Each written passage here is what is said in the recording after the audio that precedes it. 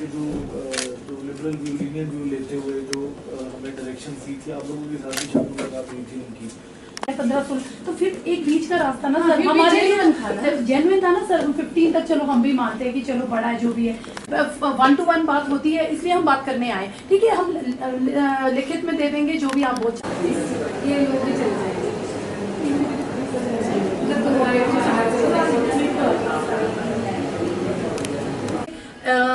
मतलब BCS तक एक ही बस में बोर्ड होके, ठीक है सर, क्योंकि बस बोल रहे हैं कि बस मुड़ती नहीं है या फिर आती नहीं है। चलो भी यार कन्नू में रखिए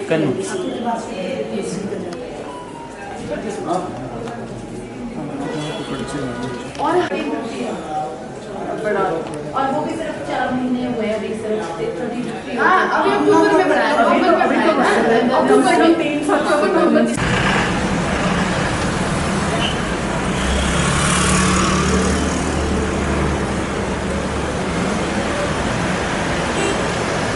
हमारे बच्चे hardly per month 22 days school जाते हैं, मतलब 22 या 20, मतलब इससे ज्यादा कभी नहीं जाते प्राइवेट स्कूल। अभी देखो आप 7 से छुट्टियां और ये 6 तारीख से 15 तारीख तक।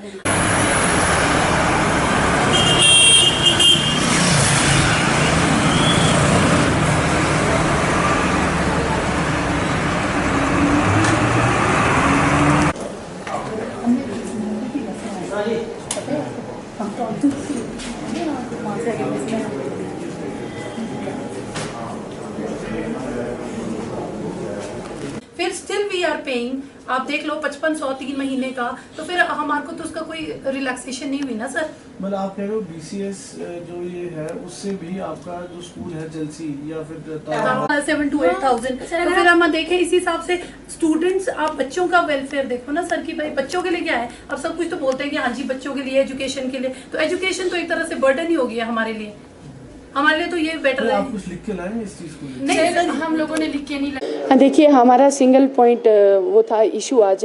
आप लोग देख रहे हैं कि ये जो बच्चों के जो हमारे जो स्कूल के जो पास के दर में वृद्धि की हुई है, उसको लेकर के हम लोगों ने आज MD साहब से हम लोग फिर मिले हैं और हमने उनसे रिक्वेस्ट किया है कि हमारा जो पुराना स्लैब है वही हम लोगों के लिए रखा जाए। आप लोग देखेंगे कि जो 13 किलोमीटर के अंदर जो लोग आ रहे हैं उनके पासिस में बहुत ज़्यादा वृद्धि हुई है। आप देखेंगे कि वो जो पास हमारा जो 2500 का था वो गवर्नमेंट ने जो है अभी 2000 का कर दिया था, लेकिन वो भी बहुत ही ज़्यादा लोगों के लिए है, क्योंकि ऑलरेडी आप लोग जानते हैं कि जो फीस है बहुत ज़्यादा बहुत हाई है स्कूलों में, और उसके साथ साथ जो ये किराया है ये भी बहुत ज़्यादा हम लोगों के लिए जो बर्डन पड़ा हुआ है, और उसमें जो माएँ हैं उनको ये ज़्यादा लग रहा है कि हम लोग ज़्यादा मतलब आर्थिक बोझ के नीचे दबे हुए।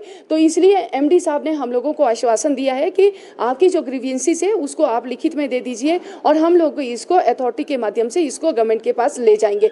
तो हमें पूर्ण विश्वास है कि हमारी जो HRTC की अथॉरिटी है वो ज़रूर इस चीज़ को करेगी, और हमारा जो पुराना स्लैब है वही जो है HRTC का प्रशासन है वही हम लोगों के लिए रखेगा। जो 1200 का था और 1400 का था और 900 का था, वही हम लोग चाहते हैं कि वही उसी को कंटिन्यू करेंगे, क्योंकि अब आपने देखा कि अभी HRTC ने जो है अक्टूबर के महीने में ये किराया में बढ़ोतरी की थी, और वो अभी 6 महीने के अंदर इन लोगों ने दूसरी बार किराया बढ़ाया। और दूसरा मैं ये कहना चाहूँगी हमारी गवर्नमेंट से भी और हमारा जो HRTC प्रशासन है उससे भी मैं ये कहना चाहूँगी कि जो न्यूनतम किराया है, मिनिमम जो बस फेयर है, वो भी हम लोग अगर 4 कदम जाते, बहुत सारी जो मदर्स है वो अपने बच्चों को लेने जाती है तो 2 टाइम उसको जाना पड़ता है, तो एक मतलब 10 कदम के भी उसको 10 रुपीज़ पे करने पड़ते हैं। तो हम लोग ये मेरी एक रिक्वेस्ट है कि जो मिनिमम फेयर है उसमें भी जो है वो कम होना चाहिए। उसके साथ जो जनरल किराया है उसमें भी जो गवर्नमेंट जो 15% की जो इंक्रीज किया है उसको भी सरकार को विड्रॉ करना चाहिए। उसी की वजह से हमारे जो बसेस के जो पास है वो भी उसी के माध्यम से बढ़ रहे हैं। तो हमें विश्वास है कि हमारा जो HRTC का जो प्रशासन है वो इसे ज़रूर करेगा। अगर नहीं करेगा तो हम लोग आने वाले समय में इसको और ज़्यादा मतलब उस तरीके से करेंगे, एजिटेशन के मूड पे हम लोग जाएंगे। प्लीज। नहीं जी, उसमें यही बदलाव होना चाहिए कि हर 6 मंथ्स में दोबारा ये बढ़ा रहे हैं, ये हम लोगों को एक्सेप्टेबल नहीं है, ठीक है ना। इतनी जल्दी तो कहीं पे भी कोई भी चीज़ नहीं बढ़ती है, ठीक है ना। तो हर 6 मंथ्स में इनका जो किराया बढ़ाने का जो वो है, वो इसको बिल्कुल ही वो कर दे, और पूरा मतलब अभी फ़िलहाल के लिए एटलीस्ट 2-3 साल के लिए तो ये इसी तरीके से चलता रहे। हाँ जी, पड़ रहा है तो ये तो एक तरह से देखा जाए तो सीधा तो डबल है, ये तो डबल द अमाउंट है। हाँ, 3 गुना ज़्यादा हो गया है। हाँ जी, ये 3 गुना ज़्यादा कर दिया है। हाँ जी, ठीक है जी।